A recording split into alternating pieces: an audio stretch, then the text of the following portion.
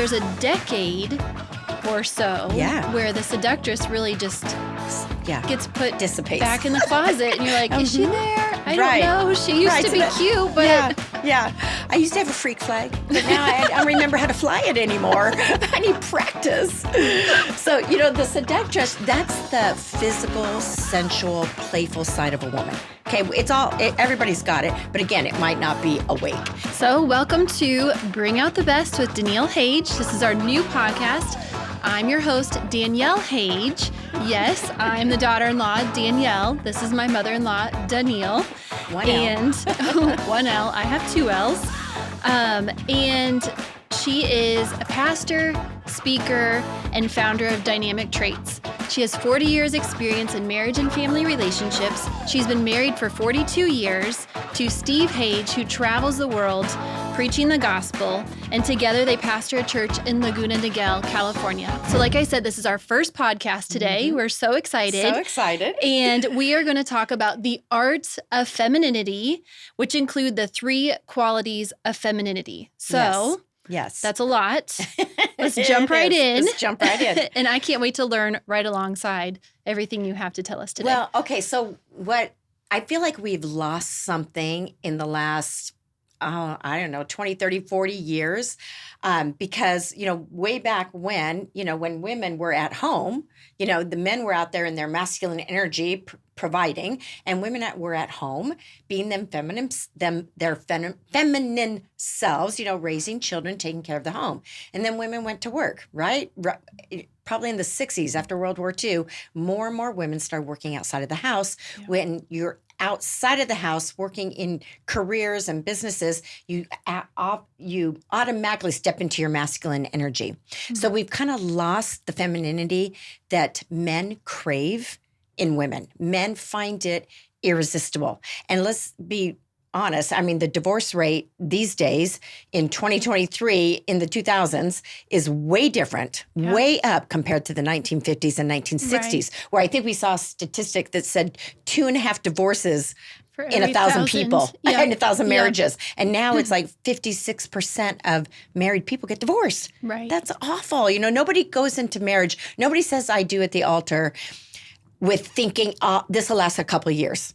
In 10 years, I'll be doing this again. Nobody goes into marriage thinking that. You think this is forever. Right. I'm going to be married forever. All right. So I think a lot of that has to do with the masculine and feminine energy. There's lots of variables, but let's just start with this one. A woman's true power comes in the form of her femininity. Right. Okay. So the more feminine she is, the more masculine the men in her life can be. Mm-hmm. So how do we get back to that? How do we get back to being our feminine selves, which is part of how we are created by God? So there's some really unique qualities that every woman possesses. 3 that come to mind are I call it the seductress or the temptress or the sexy part of a woman. Mm-hmm. And then there's the nurture or the mommy part of a woman. And there's the queen. And men have all of these parts of a woman evoke a predictable response in men. So we're going to find out how men respond to these parts of a woman and what these parts look like if they're not all developed or if they're underdeveloped, let's say. So the queen, she's the one that a man will lay his life down for. But a lot of women they haven't found their expression of the queen, their queenliness. So they're not getting what they need from the men in their lives. And if you don't have that queen part developed, which I'll tell you what that is, she goes throughout her life without living with all the queen's advantages. And the queen has a lot of advantages. So we want to develop that side of us. So a woman doesn't automatically become a queen just because of a coming of age or after a certain time or a certain number of years married. Right. There's a development of the queen. So a woman could live her life without developing the queen. Yeah. And it's not even a certain age because I know younger women that are just in their 30s. I think for some women, it's very natural because the queen is very confident. Mm-hmm. She's very confident in herself. And so a lot of girls have not been raised with that kind of confidence, or they've had some kind of hurt in the past or dysfunction or something that kind of robs them of their queenliness, because I've seen young women they just naturally walk in that. You know, the queen is the one where she walks into the room and she just commands respect. It's like she inspires respect. There's an elegance about the queen. She's not insecure. She's very comfortable with who she is in her own skin. She's not perfect by any means, but she owns her flaws. Do you think that gets a little confused with, like you were saying, we're in a culture where a lot of women are working, where there's two income households. Right.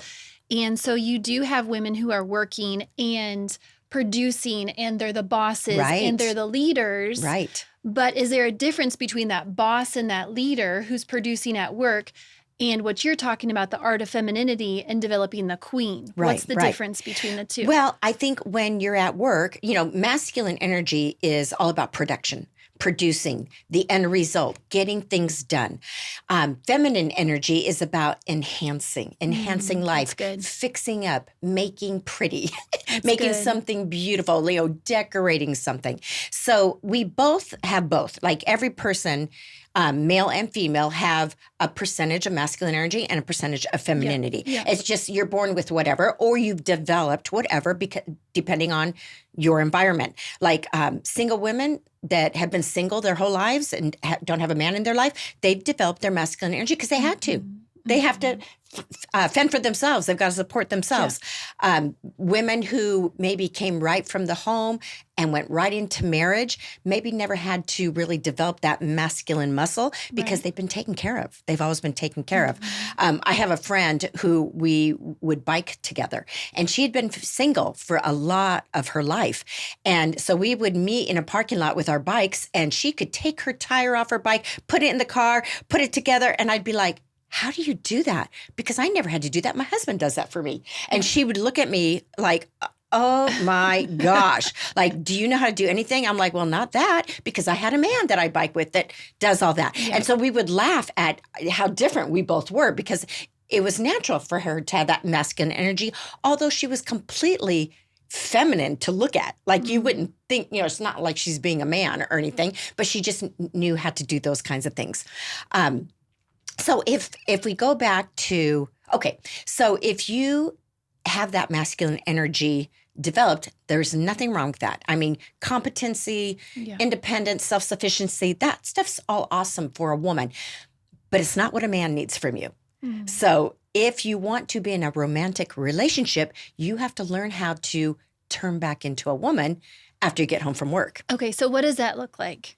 You know, I've been a working mom who's walks in the door to young children and just felt like I can't have another person touching me, texting me, needing something from me, but my job isn't done because I need to walk in the house and take care of my children, make dinner, bath time, homework, all of that. So what does that look like to transition into that feminine power? Yeah. Well, and that's the hard part. Yeah. That's part of the conflict in relationships today, because so many women and men are there, like you said, a dual income household. Yeah. So there's like, who picks up the slack? Both people are working hard. Both people are tired. And a woman, she clocks out from one job only to clock in to another job when she gets home. It's not like she gets to come home, put her feet up. We got to get the kids fed and bathed and homework and pajamaed and put to bed. So women do need the support of their husbands. It's not like it was back in the 50s where women did all the kid stuff and men just put on worked. Your lipstick before he comes home. Right, exactly. And they were good at that. They knew how to do that.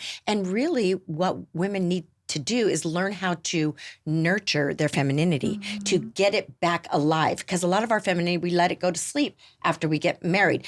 We're doing really good in the dating years when you're out there dating and flirting and all that. I can't wait to talk about that one. After having children, the married nurturer, the married mom, now, she kind of lets that seductress side of her, she kind of puts her to bed, but she needs to be revived, okay? She needs to wake up, because guess what? Even though a man, he's a man. And even though he loves you, he still needs his needs met. And what is it? Men think about sex every 1.2 seconds or something like that. I mean, they think about it a lot more than women. And that's driven by testosterone, which men have so much more than women do. So what I tell women is, when you get home, of course, you have to take care of the children, but there needs to come a point where you can talk to your husband and say, okay, can you take this portion of the kids? I'm going to go take a hot bath. I want to get ready. I want to get ready so that I can have some time with you because I'm tired. So whatever you need to do to make you feel feminine, to make you feel sexy, it could be putting on lipstick. It could be putting on some pretty lingerie, having a glass of wine, sitting in the tub, lighting a candle, putting on music, whatever it takes. For everybody, it's a little bit different. So you just need to decide, what do I need so that I can be the best for him? And I think any healthy man that wants to bring the best out of his wife is going to do whatever he needs to do that space so that she can have that time to transition, to zone out a little bit before bedtime comes. Yeah. Okay. So you touched on it just for a moment, but another form of femininity is the seductress. Yes. So let's talk about that, because I think as a woman who was obviously single before getting married, you know, that is alive and well. And then you go into these years of having children and babies and all the things that comes with that. So there's a decade or so where the seductress really just gets put dissipates back in the closet. And you're like, is she there? I don't know. She used to be cute, but... Yeah. I used to have a freak flag, but now I don't remember how to fly it anymore. I need practice. So, you know, the seductress, that's the physical, sensual, playful side of a woman. Okay, everybody's got it, but again, it might not be awake. So the way that a man responds to the seductress is he wants to get in her pants. He wants to have sex with her. He's not going to fall in love with the seductress. He's not going to marry her. He's not going to commit to her. He really just wants to have fun with her and wants to have sex with her. Okay, that's one quality of femininity. And then there's the nurturer. Okay, this is the mother side of every woman. And the way that a man responds to the nurturer is he's warmed, he's consoled, he feels that unconditional love. He's nurtured. You know, she has nurturing qualities. He gets fed. She's like a good restaurant. You know, he gets fed. And then there's the queen.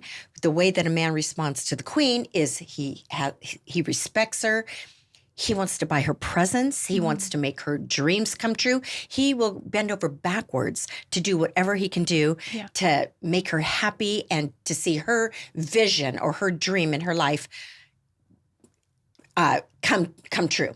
So, and remember, the queen is the part of a woman that a man will fight for. He'll lay his life down for the queen. So that's why the queen part is so important to have developed, because it's, you know, for the queen, a man's not buying her appliances. He's not buying her vacuum cleaners. He's buying the queen jewelry and perfume and taking her on nice trips. You know, he wants to do for her.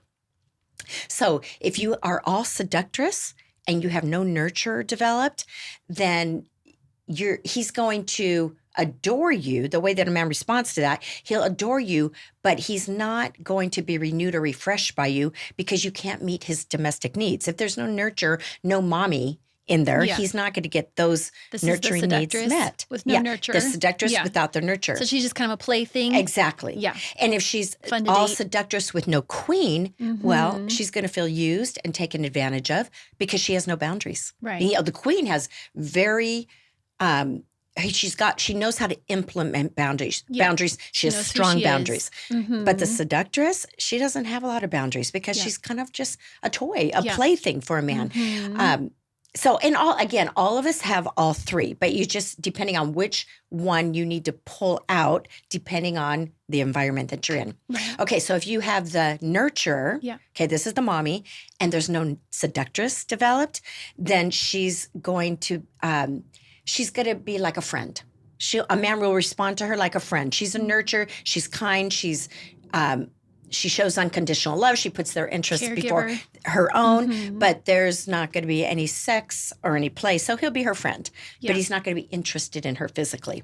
If she's all nurture and no queen, she's going to be exhausted. Okay, she's going to be tired. She's going to be a drama queen because she doesn't have the boundaries. She's running around taking care of everybody else's needs, taking care of the kids, taking care of the home, taking care of the husband, but she's not taking any time for herself. And that is so important. You know, when I got married, I remember older women around me said, make sure that you always look your best. Like you always take time to take care of yourself. And I think it was back in the old days in the 50s, we see movies like Leave It to Beaver and stuff where, men would come home and the women would be in their curlers, the big curlers and stuff. And I remember women telling me, you always want to look your best, especially for your husband. Don't start taking your relationship for granted where you never put on makeup. You're always in your sweats. He never sees the outline of your body. Okay. Oh my gosh, we just had this conversation. I feel like I live in my workout gear and hair back every day. Yeah. So, and then if you take let's see, did we do all three of them? The nurture without the queen. Nurture without the queen. If you take the queen, now let's say you have that queen going on, but there's no seductress.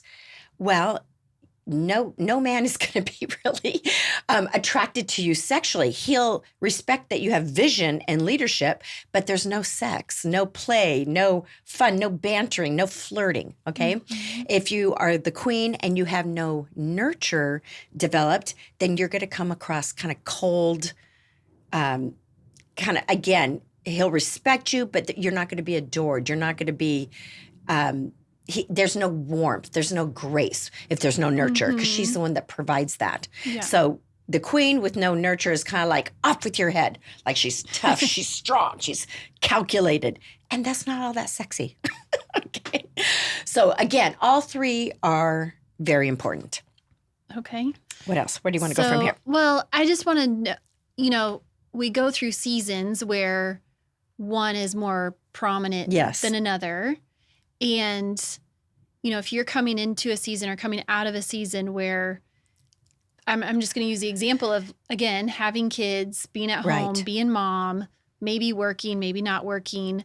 You've had this season where the nurture is the prominent one. Right. And you've had years where you are in sweatpants or you are in clothes where you could quick nurse a baby or change a diaper. Right. How do you work on that in your relationship? How do you bring the queen back alive, the seductress back alive, knowing that you didn't ruin the last few years of your marriage relationship, but you can nurture those feminine powers and bring them back alive and spark something new. Date night. Okay, because yes, the kids have to be taken care of.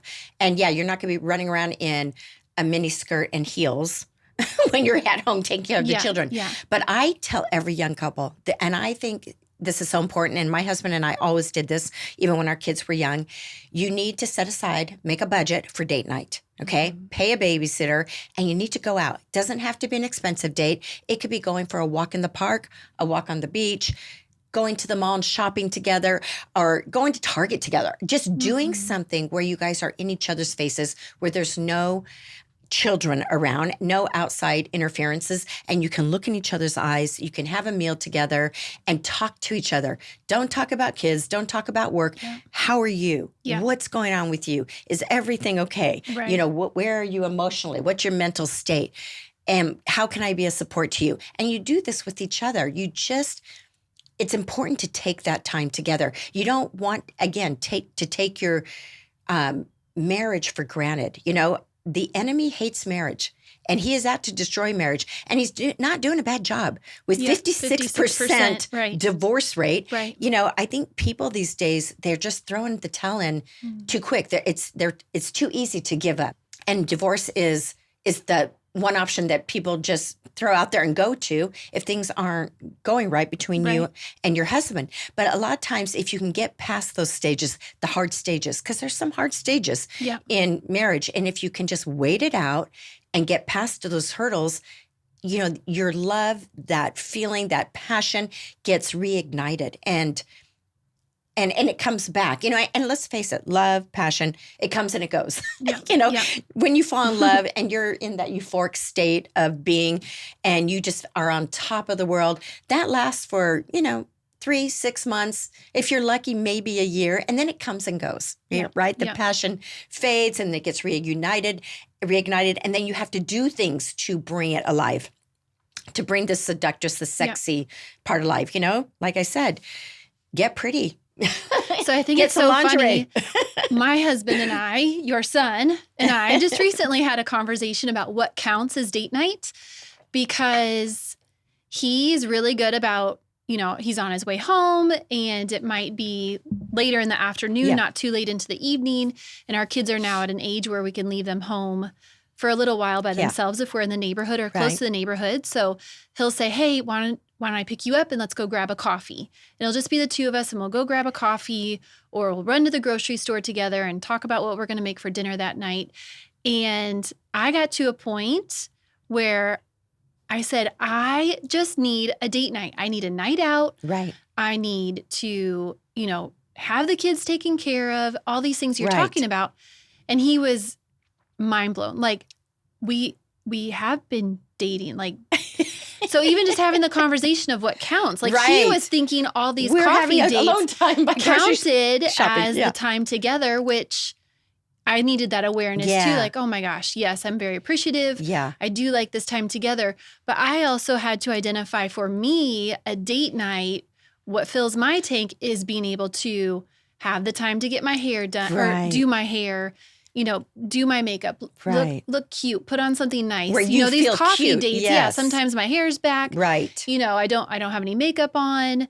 I'm just in my clothes throughout the day and I don't feel like I've gotten ready. I've gotten pretty. I don't feel as feminine as when I, what I qualify as a date night. So we just had to have that conversation. And get clear. What counts, what truly counts. Exactly. That's so good. And each serves its own purpose. Yeah, because I think some couples, when they don't talk about it, they're missing each other. Like he's thinking, we're having alone time at the grocery store. This is great, one-on-one. And you're thinking, when was the last time we had a romantic date? Well, and his way of showing me love is by acts of service, because that's his love language. And for me, it's quality time. So I'll get to that point again where it bubbles up in me and flustered, and I just need that date night. Yeah, I just need that quality time. And he's like, but I've done this and I've done this, and I got your car washed. I filled it up with gas, and I'm like, those are all acts of service. Great. They just don't say I love you. Thank you, but that doesn't make me want to the seductress to come out. Bend you down. Oh yeah. Well, one of the hardest things for women to ask for is for her man to plan a romantic date. Because in a woman's mind, if he loves me and cherishes me and cares about me, he will automatically know that I need a romantic date. And so women don't want to ask for it. And I'll tell you guys, if you want to win points with your girl, you get the babysitter. You make the reservation. You surprise her. I'm taking you somewhere. Get dressed up. I'm not even going to tell you where. We're going to go somewhere. I mean, that stuff is exciting for a woman. The fact that she didn't have to plan it all out and he did that is awesome for a girl. I also think, and maybe this has something to do with the feminine powers, but it helps us feel like we deserve it. Yeah. I think so much of, having children at home and being a wife is thinking, I don't, it's fine. I've got this. And maybe, I don't know, maybe that's too much of the nurture. Like, I'll take care of everybody else. Right. You put your needs aside. Take care of myself last. Mm-hmm. Yeah. I don't deserve that. It's okay. I'm fine. Right. I'll keep going and just kind of keep on keeping on. And I think you can do that for a certain amount of time. And there are times where we have to push down what we want and we have to be selfless. Yeah. I mean, having children brings out the selflessness, or having children shows you how selfish you really are, right? And so, and there are times where we have to push down what we want and what we need. But for a certain amount of time, that can't go on forever. Yeah. Or like you said, it's going to bubble up inside of you and then it's going to rear its ugly head and it's not going to be pretty. Right. It's going to come out in a way where you're angry or you're resentful or you start getting nitpicky or blaming and, all the ugly stuff that we hate in relationships. And that's why it's so important to make sure I'm okay. I'm okay emotionally. I'm okay physically. I'm okay spiritually. Yeah. Okay, so to kind of just wrap everything up today, we've talked a lot about the 3 feminine powers. And can you just kind of describe for us what that well-developed queen looks like? The queen really, I guess she would be the goal and to have everything developed. But again, it's never going to be perfect. I mean, and we're going to go in and out of seasons. But remember, the queen is the spiritual side of the woman. It's our true identity. It's who God created us to be. The queen is, she's not insecure. She trusts God. She doesn't put man as her God. She knows good. who her God is. Yep. She's secure in herself. She's comfortable with who she is, her flaws, her imperfections, all of it. And so I think just being aware is 90% of the the issue. Just because what we become aware of, it kind of happens naturally. We start, bringing these things into our lives naturally just because, oh yeah, there's that side of me. The nurture side, the sexy side. I want all of it. I want the queen side. I want all of it. I love what you said earlier too, like they want to enhance. Yes. Each one of those powers right. of femininity wants to enhance. Yes, to beautify, to make pretty. Yeah. Yeah, like feminine energy, a lot of people express it through music, through dance, through art. It could be expressed through gardening, through decorating, through designing. It's to fix up something and make it look even better. Yeah, that's good. Okay, well, what a wealth of information today. Is there any last few pointers you just want to give the women or the men who are out there watching? Okay, let me just say this because we didn't talk about this, but it just kind of popped into my head. The married nurturer, when it comes to sex, a lot of times the married nurturer, because the weight gain, the breastfeeding, the babies, maybe now she's 5 or 10 pounds overweight. She hasn't lost her baby weight, or maybe there's cellulite and now there's wrinkles or stretch marks. And so she starts feeling not sexy. So that's one of the reasons the little seductress gets put away, because she doesn't feel herself. She doesn't feel like that sexy temptress, the way she was when she was dating the man she was going to marry. So she doesn't put out the cues that she wants to have sex, that she's willing. And that's why, the cool thing about, and I love telling women this, the cool thing about a man being so single focused is he doesn't see all that. When he comes into the room and you're dressed in some sexy lingerie or naked, all he sees is your naked body. You've told me over and over again, I've heard you tell my sister-in-laws this too, never point out your flaws to a man. Don't. And I've told my girlfriends that. Good. Don't talk about the cellulite. Don't talk about because he's not focused on that. Isn't that awesome? All he sees is this naked body that he can't wait to take advantage of. He's not, like, turn over, let me see if there's any cellulite. But what do women do? Oh, honey, is this unattractive? Do I look fat? Oh my God, look at this stretch mark. Don't ever do that, because now you just made him focus on what is not pretty. And you don't want him to see the unpretty parts. We are so much harder on ourselves than men will ever be. Right. Okay? They see a naked body, they want to make love to it. That's so it. No matter what, we just need to get out of our own head. That's right. Get into our feminine body. Yes. Make ourselves feel good. If you feel sexy, you'll be that'll sexy. That'll attract him. Mm-hmm. Okay. Yes. So you decide how you want to be and what you want him to see, and you be that. And you will be that. That's what he will see. And it's probably a whole nother episode, so we won't get into it today, but you mentioned it, like you giving out the cues, like I'm ready. I want to initiate or engage in having sex, but that's probably a whole nother we probably could talk episode. Yes. And all of that. So, okay, that was a lot today. Yes. Thank you so much. If you enjoyed this episode today on YouTube, make sure you like us down below. It also helps us if you leave comments, or if you have any questions, make sure you comment down below too. We will see and answer as much as we can, and we will bring episodes to you as often as we can. Make sure you subscribe and hit the notification bell so you know when a new episode is out.